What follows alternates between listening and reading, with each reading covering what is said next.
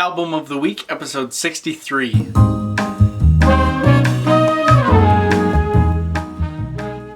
Alrighty guys, so this week we're taking a look at Dvorak Symphony number 7 in D minor, as well as Overture to My Home, opus 62.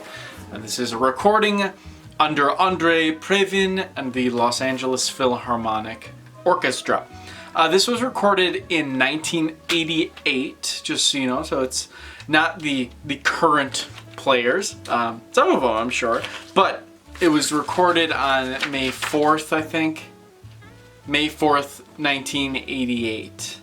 So let's hop right into it. So we've got Dvorak Symphony number 7 up first. Now, this is a transitional symphony for Dvorak. A lot of people say his 7th, 8th, and 9th symphony are his most influential as far as what he believed in. Now, Dvorak, he was a Czech composer. He was very, very famous for bringing in like Slavonic dances, and he was a Romantic era nationalist. And he's very well known for employing a lot of different folk tunes within his symphonic works, which is pretty cool. Now, the 7th symphony is written in 4 movements. The work's approximately 40 minutes long. It has an orchestra consisting of 2 flutes, and then the second flute doubling piccolo in the 3rd movement. We have 2 oboes, 2 clarinets, 2 bassoons, 4 horns, 2 trumpets, 3 trombones, timpani, and strings. So a pretty standard orchestral orchestration. Now, he began his work on the symphony on December 13th, 1884, and he was kind of inspired by Brahms's 3rd symphony. So he thought, oh, okay, after he heard that, it's time for me to write a symphony as well. And it was kind of cool. The London Philharmonic Society actually invited him to write a new symphony for him. So a month after the London Philharmonic Society asked him, he was on his daily walk to the Prague railway station, and the first subject of the new symphony flashed into his head on the arrival of the festive train bringing our countrymen from Pest, which is an area in Hungary. And the Czechs were in fact coming to the National Theatre in Prague, where there was to be a musical evening to support the political struggles of the Czech nation. He resolved that his new symphony would reflect this struggle.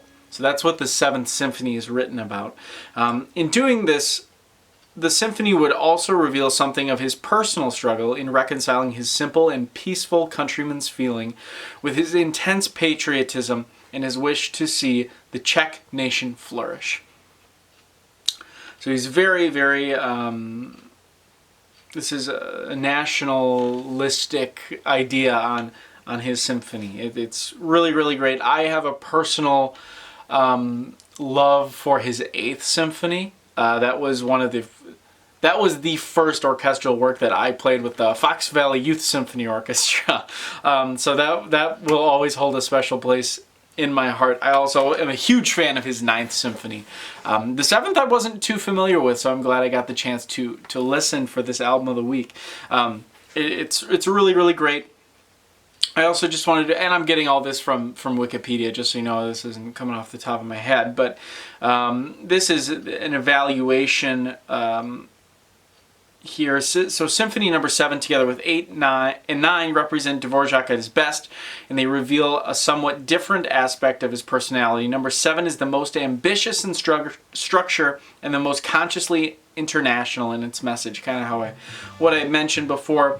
The Dvorak specialist John Clapham writes that without doubt, the number 7 must surely be Dvorak's greatest symphony. Personally, I disagree, but it's great. Although elsewhere he writes that the number 9 is the most popular worldwide, which is definitely true. It's New World Symphony. It's one of the most famous orchestral works of all time. As Symphony number 9 is played so often, Clapham in effect recommends that the performer, or that conductors perform and listeners hear number 7 as well.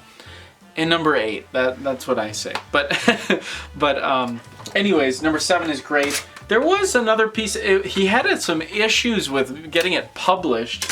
His publisher wanted him to write a piano duet rather than this because it would make him more money. I just wanted to read a little bit about that. So, and this is all from the program notes here. It goes into a lot of what's in here. This is his writing. The first sketches went rather quickly. Dvorak drafted the opening movement in just 5 days. That's crazy. Second and third by the second week of January. The sketch of the finale was problematic with many parts left blank. Dvorak gave the symphony a thorough going over in stage of reworking that is now lost before stated on the full score. It was finished March 17th, 1885. His publisher, Simrock, was not impressed. He told Dvorak that symphonies simply didn't pay. What he really wanted was yet another set of Slavonic dances for piano duet because those sold like hotcakes. And then it goes on. Eventually he was able to sell it. I think somewhere I've read somewhere it was originally for $3,000. It's not dollars. We're gonna go with rupees today. 3,000 rupees, but eventually he was able to convince him for 6,000. So anyways, there's a little bit on Dvorak's 7th Symphony. Not much to say about Overture. My Home, it's an excellent piece. Today it's most commonly played as an orchestral piece, whereas it's originally written for a play, I believe, by this. I'll write it up here. I can't remember off the top of my head, but definitely much more common today to hear it in a concert. And the LA Phil did an excellent job, of course. They're an amazing orchestra, so did an excellent job on that. This is definitely one to pick up. I don't have too much to say about it. Again, the trumpet parts aren't very interesting. They're okay, but I prefer 8th and 9th Symphony for that. Anyways, so next week we're going to be taking a look at Porgy and Bess, Miles Davis.